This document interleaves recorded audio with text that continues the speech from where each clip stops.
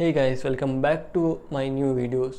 ಇವತ್ತಿನ ವಿಡಿಯೋದಲ್ಲಿ ನೀವು ಹೇಗೆ 2027 ಕರ್ನಾಟಕ ಬೋರ್ಡ್ ಎಕ್ಸಾಮ್ಸ್ದಲ್ಲಿ 100 ಮಾರ್ಕ್ಸ್ ಸ್ಕೋರ್ ಮಾಡಬಹುದೆಂದು ನೋಡೋಣ. ಸೊ ಫಸ್ಟ್ ನಾನು ನಿಮ್ಮ ಸಿಲೆಬಸ್ ಸ್ಕ್ಯಾನ್ ಮಾಡಿದರೆ ಅದರಲ್ಲಿ 35% ಆಫ್ ದ ಸಿಲೆಬಸ್ದಿಂದ 80% ಆಫ್ ದ ಮಾರ್ಕ್ಸ್ ಬರ್ತಾ ಇದೆ. ಅಂದರೆ 5 ಚಾಪ್ಟರ್ಸ್ದಿಂದ 56 ಮಾರ್ಕ್ಸ್ ಬರ್ತಾ ಇದೆ.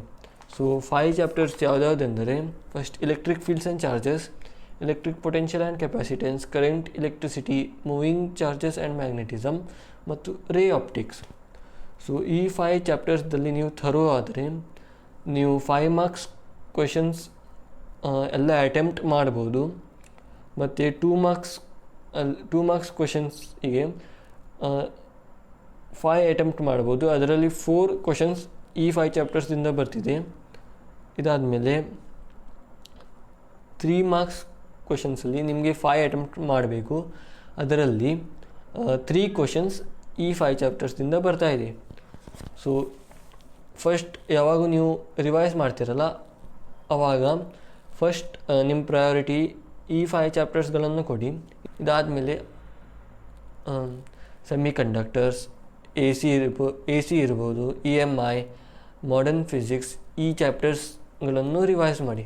ಸೊ ಫಸ್ಟ್ ಪ್ರಯಾರಿಟಿ ಈ 5 ಚಾಪ್ಟರ್ಸ್ಗಳನ್ನು ಕೊಡಿ. ಇದಾದಮೇಲೆ ಈಗ ನಿಮ್ಗೆ ಒಂದು ಕ್ವೆಶನ್ ಬರುತ್ತೆ, ಅಂದರೆ MCQs ನಾವು ಎಲ್ಲಿಂದ ಮಾಡಬೇಕು, ಎಷ್ಟು ರಿಸೋರ್ಸಸ್ ಮಾಡಿದರೆ MCQs ಸಾಕು. ಸೊ ಇದರ ಆನ್ಸರ್ ಓನ್ಲಿ ನೀವು ಕ್ವೆಶನ್ ಬ್ಯಾಂಕ್ ಸಾಲ್ವ್ ಮಾಡಿ. ಕ್ವೆಶನ್ ಬ್ಯಾಂಕ್ದಿಂದ ಆಲ್ಮೋಸ್ಟ್ 80 to 90% ಕ್ವೆಶನ್ಸ್ ಬರ್ತಿದೆ. ಸೊ ನನ್ನ ಸಜೆಷನ್ ಏನಂದರೆ ನೀವು question bank plus model question paper ಮಾಡಿ.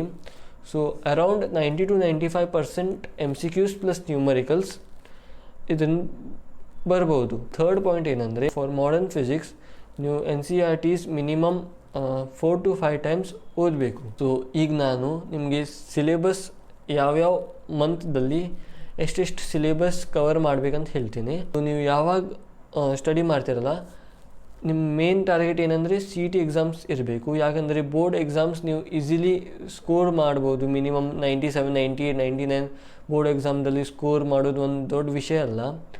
ಸೊ ಯಾವಾಗ ನೀವು ಸ್ಟಡಿ ಮಾಡ್ತಿರಲ್ಲ ಆವಾಗ ನೀವು CET ಎಕ್ಸಾಮ್ಸ್ದಲ್ಲಿ ಇಟ್ಕೊಂಡು ಓದಬೇಕು.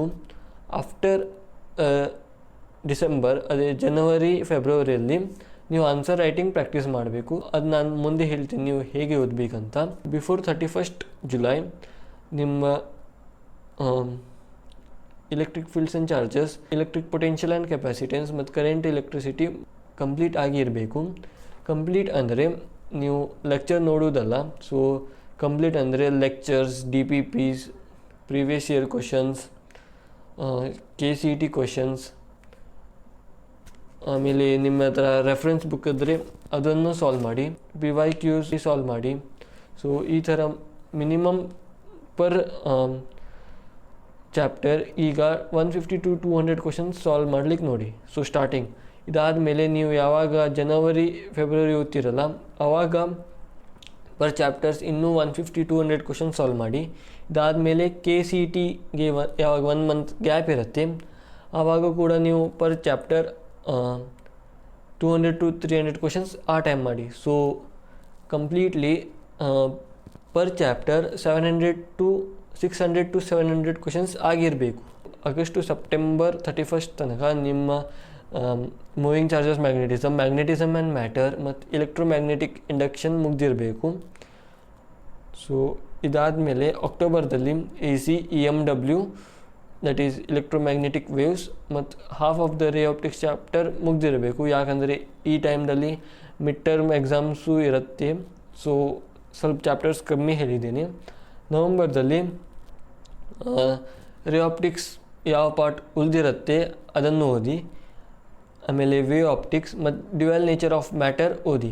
ಸೊ ಡಿಸೆಂಬರ್ದಲ್ಲಿ atoms, nucleus, semiconductors finish ಆದ ತಕ್ಷಣ ನೆಕ್ಸ್ಟ್ ಡೇಯಿಂದ ರಿವೈಸ್ ಮಾಡ್ಲಿಕ್ಕೆ ಸ್ಟಾರ್ಟ್ ಮಾಡಿ. ಸೊ ಜನವರಿ ಫೆಬ್ರವರಿ ನೀವು ಮಾಕ್ ಪೇಪರ್ಸ್ ಕೊಡಬೇಕು. ಅಂದರೆ ಮಾಕ್ ಎಕ್ಸಾಮ್, ಮಾಕ್ ಟೆಸ್ಟ್ ಎಲ್ಲ ಕೊಡಬೇಕು, ಪ್ಲಸ್ ರಿವೈಸು ಮಾಡಬೇಕು. So half day CET C E ಟಿಗೆ ಓದಿ, ಹಾಫ್ ಡೇ ಬೋರ್ಡ್ ಎಕ್ಸಾಮ್ಸಿಗೆ ಓದಿ.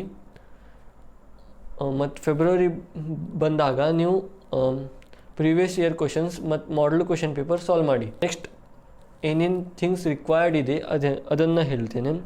ಸೊ ಫಸ್ಟ್ ಫಾರ್ಮುಲಾ ಲಿಸ್ಟ್ ಭಾಳ ಇಂಪಾರ್ಟೆಂಟ್. ಫಿಸಿಕ್ಸ್ ಆಗಲಿ, ಫಿಸಿಕಲ್ ಕೆಮಿಸ್ಟ್ರಿ ಆಗಲಿ, ಮ್ಯಾಥ್ಸ್ ಆಗಲಿ. ಸೊ ಫಾರ್ಮುಲಾ ಲಿಸ್ಟ್ದಿಂದ ನೀವು ಎಕ್ಸಾಮ್ ಹೋಗೋಕ್ಕಿಂತ ಮುಂಚೆ ಒನ್ ಟೈಮ್ ಫಾರ್ಮುಲಾಸ್ಗಳನ್ನು ರಿವೈಸ್ ಮಾಡಿ ಹೋಗಬಹುದು. ಸೊ ಎವ್ರಿ ಡೇ ಯಾವ್ಯಾವ ಫಾರ್ಮುಲಾಸ್ಗಳನ್ನು ನೀವು ಕಲಿತೀರಿ ಅದನ್ನು ಒಂದು ಬುಕ್ ಇಲ್ಲಾಂದರೆ ಸೆಟ್ ಆಫ್ ಪೇಪರ್ಸ್ದಲ್ಲಿ ಬರೆದಿಟ್ಕೊಳ್ಳಿ. ಸೆಕೆಂಡ್, ಅದೇ ಮಾಕ್ ಟೆಸ್ಟ್ ಕೊಡಿ. ಪ್ರೀವಿಯಸ್ ಇಯರ್ ನಮ್ಮ ಇಯರಲ್ಲಿ 2 ಪೇಪರ್ಸ್ ಇತ್ತು, ಎರಡನ್ನು ನೀವು ಅಟೆಂಪ್ಟ್ ಮಾಡಿ. ಇದಾದಮೇಲೆ ಮಾಡಲ್ ಕ್ವಶನ್ ಪೇಪರ್ ಅಟೆಂಪ್ಟ್ ಮಾಡಿ. ಅದಾದಮೇಲೆ 2025 ಬೋರ್ಡ್ ಎಕ್ಸಾಮ್ಸ್ ಯಾವ ಪೇಪರ್ ಇದೆ, ಅದು 3 ಪೇಪರ್ಸ್ ಇದೆ, ಅದನ್ನು ಸಾಲ್ವ್ ಮಾಡಿ. ಮತ್ತು ಪ್ರಾಕ್ಟೀಸ್ ಪೇಪರ್ ಅಂತ ಮಾಡಲ್ ಕ್ವಶನ್ ಬ್ಯಾಂಕಲ್ಲಿ ನಿಮಗೆ ಪ್ರಾಕ್ಟೀಸ್ ಪೇಪರ್ ಅಂತ ಕೊಟ್ಟಿದ್ದಾರೆ, ಅದನ್ನು ಸಾಲ್ವ್ ಮಾಡಿ. ನೆಕ್ಸ್ಟ್ ಪಾಯಿಂಟ್ ಏನಂದರೆ ಲೋ ವೇಟೇಜ್ ಚಾಪ್ಟರ್ಸ್ಗಳನ್ನು ನೆಗ್ಲೆಕ್ಟ್ ಮಾಡಬೇಡಿ. ಯಾಕಂದರೆ ಆ ಚಾಪ್ಟರ್ಸ್ದಿಂದ ಭಾಳ ಈಸಿ ಕ್ವಶನ್ಸ್ ಬರ್ತಾವೆ. ಸೊ ನನ್ನ ಸಜೆಷನ್ ಏನಂದರೆ ಎಲ್ಲ ಚಾಪ್ಟರ್ಸಿಗೆ ಪ್ರಯಾರಿಟಿ ವೈಸ್ ನೀವು ಟೈಮ್ ಕೊಡಿ.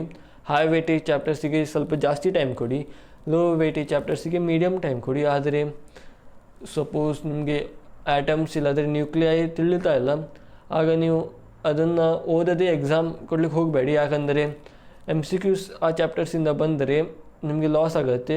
ಸೊ ಬೇರೆ ಮಿನಿಮಮ್ 1 ಶಾರ್ಟ್ಸ್ ಆದರೂ ಮಾಡಿ ಹೋಗಿ. If you are looking for 1 shorts video, then I have posted a video in my YouTube channel, please do check it out. ನನ್ನ ಲಾಸ್ಟ್ ಪಾಯಿಂಟ್ ಏನಂದರೆ ಆ್ಯಕ್ಟಿವ್ ರಿಕಾಲ್ ಮಾಡಿ. So active recall ಏನಂದರೆ ನೀವು NCERTs ಓದುವಾಗ ಇಲ್ಲಾಂದರೆ ನಿಮ್ಮ ಕ್ಲಾಸ್ ನೋಟ್ಸ್ ಓದುವಾಗ so 5 to 10 pages ಓದಿ ಬುಕ್ ಕ್ಲೋಸ್ ಮಾಡಿ. ಒಂದು ರಫ್ ಪೇಪರ್ದಲ್ಲಿ ಏನೇನು ಓದಿದ್ದೀರಲ್ಲ ಅದೆಲ್ಲನೂ ಬರಿತಾ ಹೋಗಿ. ಸೊ ಏನೇನು ಥಿಂಗ್ಸ್ ಮಿಸ್ ಆಗಿದೆ ಅದನ್ನು ರೆಡ್ ಪೆನ್ ಇಲ್ಲಾಂದರೆ ಬ್ಲ್ಯಾಕ್ ಪೆನ್ದಿಂದ ಬರೀರಿ. ಸೊ ಎಕ್ಸಾಮ್ ಹೋಗೋಕ್ಕಿಂತ ಮುಂಚೆ ಇದು ನೀವು ಶಾರ್ಟ್ ನೋಟ್ಸ್ ಹಾಗೆಯೂ ಉಪಯೋಗ ಮಾಡ್ಬೋದು. ಇಲ್ಲಾಂದರೆ ಎಕ್ಸಾಮ್ ಹೋಗೋಕ್ಕಿಂತ ಮುಂಚೆ ಒಂದು ಸರಿ ನೋಡಿ ಹೋಗಿ ಯಾವ್ಯಾವ ಥಿಂಗ್ಸ್ ಮಿಸ್ ಆಗಿದೆ, ಯಾವ್ಯಾವ ಥಿಂಗ್ಸ್ ನಿಮ್ಗೆ ಬರುತ್ತೆ. ಸೊ ಇದೆಷ್ಟು ಕ್ಲಿಯರ್ ಆಗುತ್ತೆ. ಸೊ ಇದರಿಂದ 2 ಬೆನಿಫಿಟ್ ಇದೆ. ಒಂದು, ನೀವು ನಿಮ್ಮ ಲಾಂಗ್ ಟರ್ಮ್ ಮೆಮೊರಿಯಲ್ಲಿ ಎಲ್ಲ ಥಿಂಗ್ಸ್ ಸ್ಟೋರ್ ಆಗುತ್ತೆ.